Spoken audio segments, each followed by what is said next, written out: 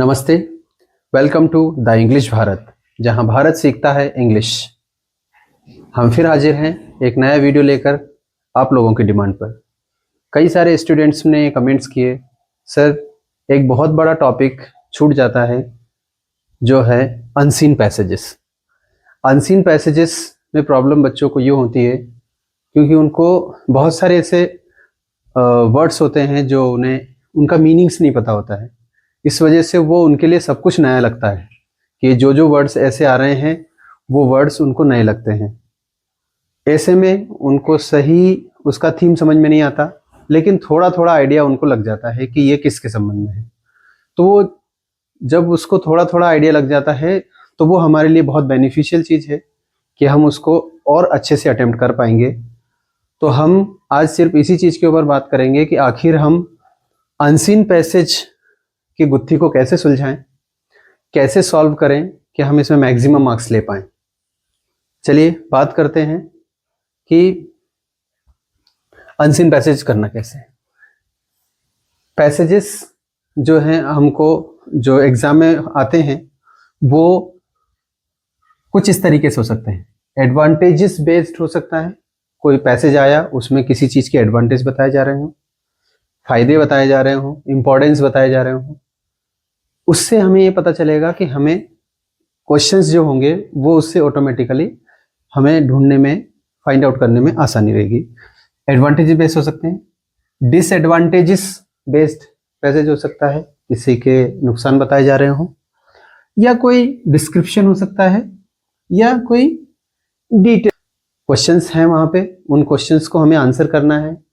अब हमारा जो बोर्ड है वो ये कहता है, पहले जो पैटर्न था हमारा कि क्वेश्चन होता था, उस क्वेश्चन का आंसर जब आप लिख रहे होते थे तो वो डिस्क्रिप्टिव टाइप क्वेश्चन होते थे, उनके आंसर डिस्क्रिप्टिव टाइप होते थे, डिटेल में होते थे। तो जैसे ही स्टूडेंट को जो क्वेश्चन के कीवर्ड्स पैसेज में मिलते तो वो उन लाइंस को वहाँ पे एज यूजुअली लिख दिया करते थे, तो वो आंसर लगभग उनका जो है 50% से अबव चांसेस होते थे कि वो सही ही होगा।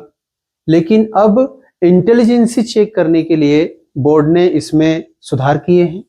सुधार किस तरीके से किया है कि डिस्क्रिप्टिव टाइप जो क्वेश्चंस थे अब वो एमसीक्यूज टाइप हो गए हैं, ऑप्शनल टाइप हो गए, मल्टीपल चॉइस टाइप क्वेश्चन जैसे हमारे होते हैं उसी तरीके से हर एक क्वेश्चन के 4 ऑप्शंस हमें अवेलेबल होते हैं। उन 4 ऑप्शंस में से जो करेक्ट ऑप्शन है उसको हमें लिखना है।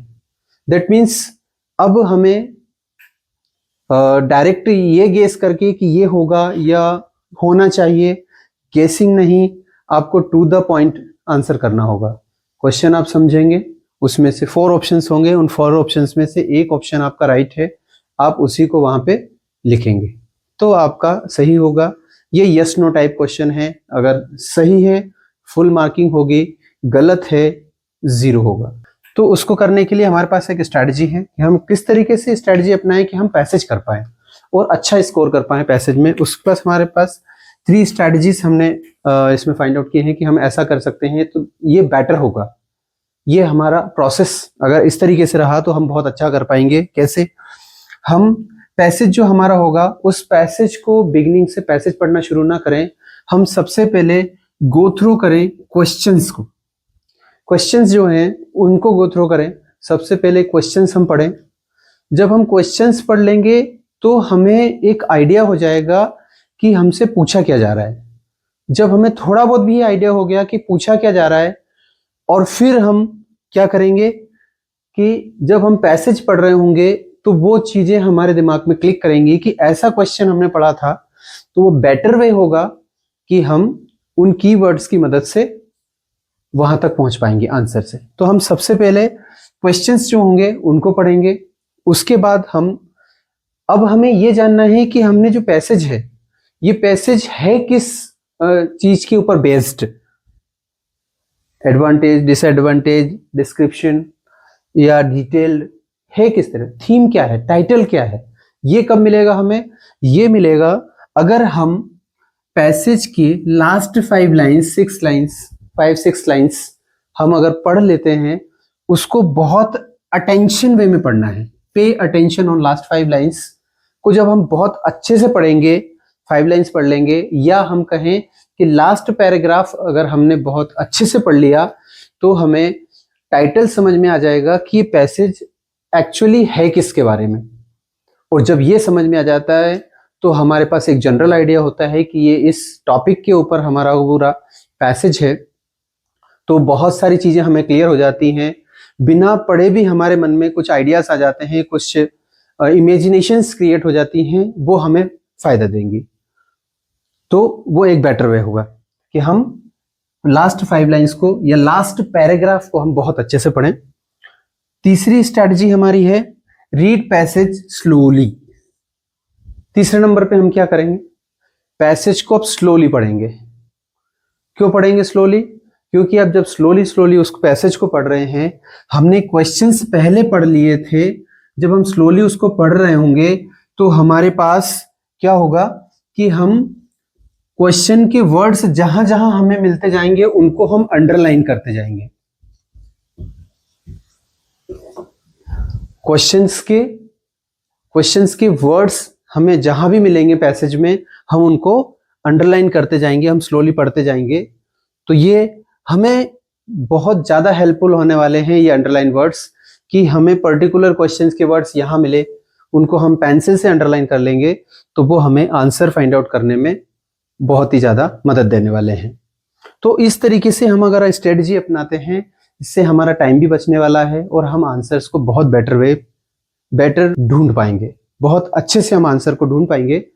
और अब बात आती है कि हमारे जो क्वेश्चंस होंगे वो किस किस तरीके के हो सकते हैं, कैसे कैसे क्वेश्चंस हमारे सामने हो सकते हैं।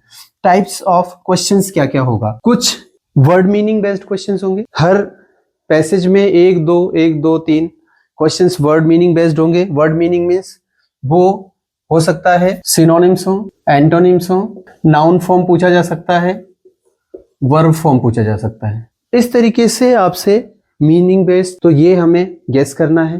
कैसे गेस होगा? जिस वर्ड मीनिंग की बात हो रही है उस वर्ड को सीधा जाएंगे और पैसेज में पढ़ेंगे।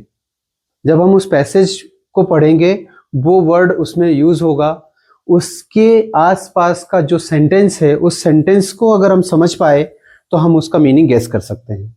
अगर आपको याद नहीं है तो, अगर आपको याद है तो आप बिल्कुल 100% श्योरिटी के साथ आप उसको जो है लिख पाएंगे कि हाँ यही सही है। लेकिन अगर हमें लग रहा है कि हमें इसका आंसर नहीं पता है या इसका वर्ड का मीनिंग नहीं पता है, सिनोनिम है, एंटोनिम है, जो भी हमसे पूछा गया है, अगर वो सही नहीं पता है तो केवल और केवल एक ऑप्शन हमारे पास बचता है, वो है गैस। और गैस कैसे होगा? सेंटेंस में हम सेंटेंस को पढ़ेंगे, उस सेंटेंस को पढ़ के हम गैस करेंगे कि इसका मीनिंग अप्रोक्सीमेटली क्या हो सकता है, लगभग इसका मीनिंग क्या निकलेगा, उससे हमारे इसके सही होने के चांसेस बढ़ जाते हैं। उसके बाद सेकंड नंबर आता है ऐसे क्वेश्चंस जो WH वर्ड से शुरू होने वाले क्वेश्चंस होंगे। WH वर्ड में जो हमारे जो WH वर्ड हैं कौन कौन से, ये कुछ हैं और भी हो सकते हैं। ये कुछ WH वर्ड हैं जिनसे क्वेश्चन आ सकते हैं। तो इनमें से कुछ कुछ की हम बेसिक चीजें समझ सकते हैं कि जब भी वर्ड वेयर से कोई क्वेश्चन बनता है, दैट मीन्स वो किसी प्लेस की बात कर रहा है। हु से बन रहा है, दैट मीन्स यहाँ पे किसी पर्सन की बात हो रही है। वाई से बन रहा है, दैट मीन्स रीजन की बात हो रही है। व्हेन से जब बन रहा है क्वेश्चन तो यहाँ टाइम की बात हो रही है। हाउ मेनी, हाउ मच, किसी क्वांटिटी की बात हो रही है। तो इस तरीके से हम ये समझ पाएंगे कि हमें क्या आंसर करना है, कौन सी चीज पे हमें ध्यान देना है, कि हम इन WH वर्ड से उस आंसर को प्रेडिक्ट करने की कोशिश करें कि हमारा आंसर क्या होगा। तो ये है एक प्रोसेस कि जिस प्रोसेस को अगर हम फॉलो करते हैं तो ये बहुत ज़्यादा चांसेस होंगे कि आप बहुत बेटर तरीके से आप पैसेज को कर पाएंगे और बहुत अच्छा स्कोर कर पाएंगे। अगर आप चाहते हैं कि हम इस अनसीन पैसेज की पूरी स्ट्रेटजी को प्रैक्टिकली करके देखें, तो हम लाइव करके देखें, तो आप कमेंट बॉक्स में जाइए और लिखिए पार्ट 2। तो हम लाइव पैसेज करके देखेंगे, हमारे सामने होगा, हमने जो स्ट्रेटजी पढ़ी है इस स्ट्रेटजी का हम यूज़ कर पाएंगे। अभी चैनल को सब्सक्राइब कीजिए, शेयर कीजिए और अपने दोस्तों को भी बताइए कि वो भी इसका लाभ उठा सकें और अच्छे मार्क्स स्कोर कर सकें। बहुत बहुत धन्यवाद।